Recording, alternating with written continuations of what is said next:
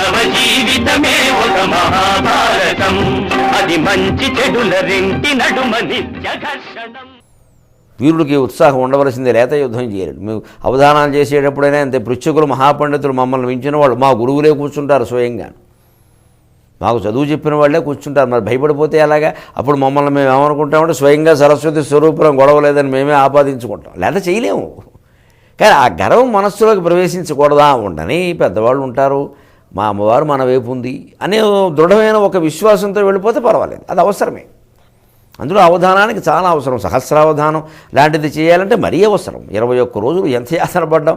ఇప్పుడు చెరువు సత్యనారాయణ శాస్త్రి గారు, బేతవోలు రామబ్రహ్మం గారు, జొన్నలగడ్డ మృత్యుంజయరావు గారు, ఇలాంటి కొత్తపల్లి ఘనశ్యామల ప్రసాద్ గారు, అప్పటికే అవధాన రంగంలో సుప్రసిద్ధులైన మహానుభావులందరూ ఎదురుగా ఉండమా?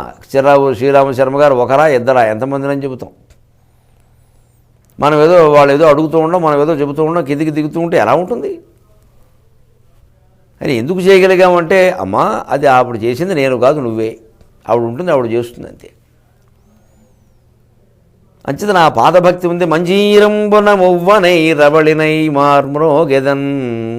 సరస్వతి పాద మంజీరంలో మువ్వనై రవళినై మార్మ్రోగెదన్ అని ఎక్కడో సమస్య ఇస్తే చెప్పాను సహస్రావధానంలోని.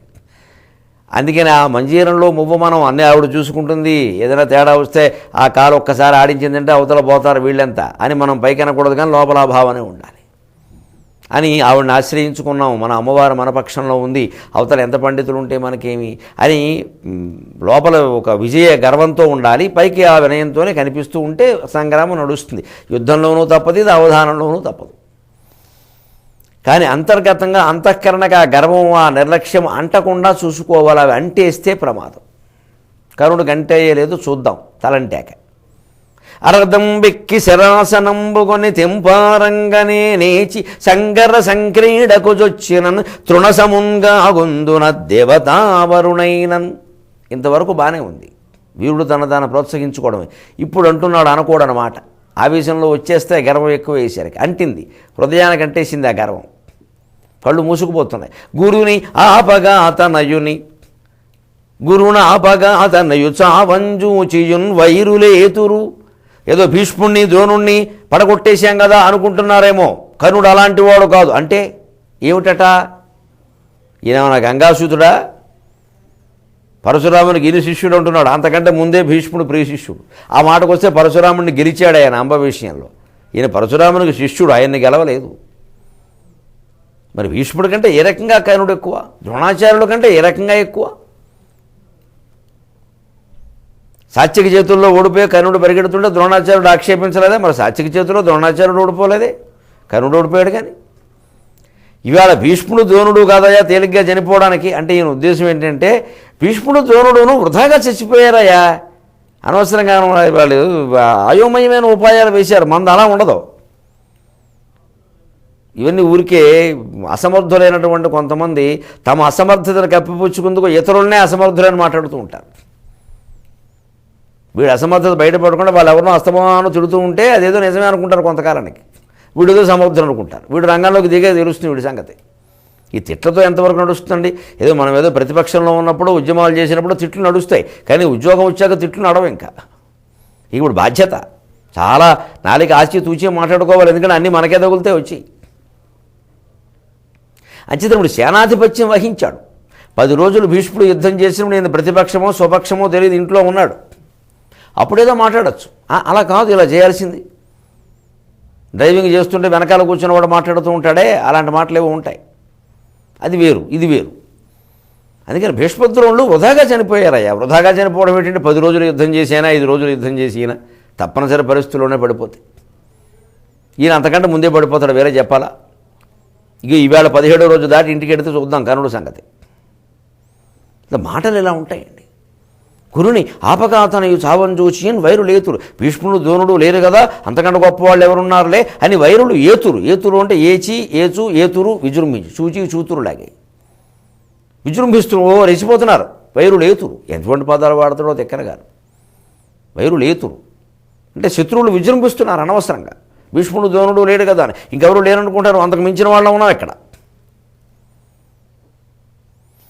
చెండాడదనుగ్రతం తలలో నా దూర్దర్పమును చూడమి. శత్రువుల యొక్క తలల్ని చెండాడి బారేస్తాను, చీల్చి చెండాడుతాను. నా దూర్దర్పమును చూడు, నా భుజదర్పాన్ని నువ్వు చూడాలయ్యా ఈవేళ నిజంగా అన్నాడు. అసలుకి ఆయన ఏం తక్కువ చూద్దాం అందుకేగా నేను ఒప్పుకున్నది, నాకు బాగా నమ్మకం, రెండో రోజు సారథిగా నేను రావాల్సిన అవసరం ఉండదు అనేసాడు. మొత్తం గొడవలేదు. అంటే రెండో రోజు నేను రాను అని ఒక అర్థం, నువ్వు ఉండవని రెండో అర్థం, అసలు అర్థమే నిజం. రెండో రోజు సారథిగానే రావాల్సిన అవసరం ఏం కనపట్లేదయ్యా, నువ్వు అన్నట్టే ఈ రోజులో తేలిపోతుంది కథ. ఎటువైపు తేలుతుంది అనేది అనుమానం, కానీ ఈ వైపు తేలుతుంది. ఎందుకంటే ఎగ్జిట్ పోల్స్ అన్నీ అబద్ధం అయ్యాయి. మీరు చూసుకోండి, చాలా వరకు సుమారుగా 1-2 తప్పితే ఎగ్జిట్ పోల్స్ చాలా భాగం అబద్ధం అయ్యాయి. ఎందుకయ్యాయి? అందరూ బీజేపీ వస్తుంది, అందరూ ఎన్డీఏ వస్తుంది అని అన్నారు. కానీ బీజేపీకి సొంతంగా 280 వస్తాయని, మొత్తం ఎన్డీఏకి 330 దాటుతాయని ఎవరు అనలా. ఆ రకంగా తప్పినట్టే. మరి వీళ్ళు ఊహించిన దానికంటే ఎక్కువ వచ్చింది. అసలు మొండికెత్తిన తమిళనాడులోనే ఓ సీటు వచ్చింది, కేరళలో ఇంచుమించు వచ్చినంత పని అయింది, ఇతర పార్టీలు చచ్చినంత పని అయింది. రావు పెద్ద దుష్ప్రచారం జరిగిందనుకున్న కర్ణాటకలో బోల్డ్ సీట్లు వచ్చాయి. ఎక్కడైనా నరేంద్ర మోడీ చెప్పినట్టే జరిగింది. ఏ రాష్ట్రంలోనూ 2 అంకెలు రావు, మొత్తం మీద 3 అంకెలు రావు అన్నాడు. అలాగే జరిగింది. 3 అంకెలు కాదు, 50 కూడా రాలేదు. ఇదివరకు ప్రభుత్వం లేదు, ఇప్పుడేమో ప్రతిపక్షం లేదు. అది ఆ రకంగా తప్పినట్టే. అంచేత శల్యుడు కూడా ఏమంటాడంటే, నిజమేనయ్యా నువ్వన్నదే నిజం, మనకి వేళతో తేలిపోతుంది, నేను బహుశా రెండో రోజు రావాల్సిన అవసరం ఉండదు, ఇంకా వచ్చినా ఇలా రాను అంటే నేను సేనాధిపతిగా వస్తానని అని అంటే, ఇంకా ఆయన అహం లోపల బాగా ఉండడం వల్ల కరుణుడు అంటున్నాడు, అర్జునుడు ఒక్కడే వచ్చినా సరే, మొత్తం సైన్యంతో వచ్చినా సరే చచ్చినట్టే. అర్జునుడు వాళ్ళ తల్లికి చెప్పి చివరి వీరునామా రాసుకుని రమ్మను. ఏమనుకుంటున్నాడో అర్జునుడు నన్ను గురించి, ద్రోణుని అస్త్రాలు వేరు, భార్గవుని ప్రియశిష్యుడైనటువంటి కర్ణుని అస్త్రాలు వేరు అన్నాడు. ఇక్కడ అబ్బో వేరు కాండం అంటే ఈయన ఉద్దేశం, ద్రోణాచార్యులు కొంత విద్య పరశురాముడి దగ్గర నేర్చుకున్నాడంటారు.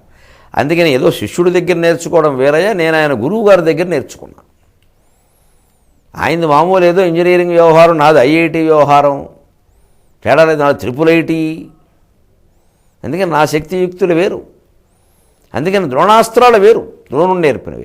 భార్గవుని ప్రియశిష్యుడైనటువంటి కర్ణుని యొక్క అస్త్రాలు వేరు అనగానే, నాయన ఇక్కడెందుకు తినబోతూ రుచి ఎందుకు నాయన, ఆ అస్త్రాలు ఏవో చూపించరాదా, ఊరికే పద్యాలు పాటలు దేనికి పనిలేక, అందుకని ఆ అస్త్రాలు ఏవో చూపించరాదా అన్నాడు. కర్ణుడు ఎటువంటి పరాక్రమాన్ని చూపించాడో, ఇంకా అత్యంత ఆసక్తికరంగా చమత్కారంగా సాగుతూ ఉన్న, పరస్పర ద్వేషంతో సాగుతూ ఉన్న ఈ శల్య సారథ్యం ఏ దారికి తీసుకెడుతుందో మనం 23:30 గంటల్లో చూద్దాం. అంతవరకు తెలుగులో మాట్లాడదాం. మీ అభిప్రాయాలను సూచనలను మాకు తెలియజేయాల్సిన చిరునామా భక్తి TV, care of Rachana television private limited, road number 92, Jubilee hills, Hyderabad 5,96,000. మా ఇమెయిల్ ఐడి bhaktihyd@gmail.com.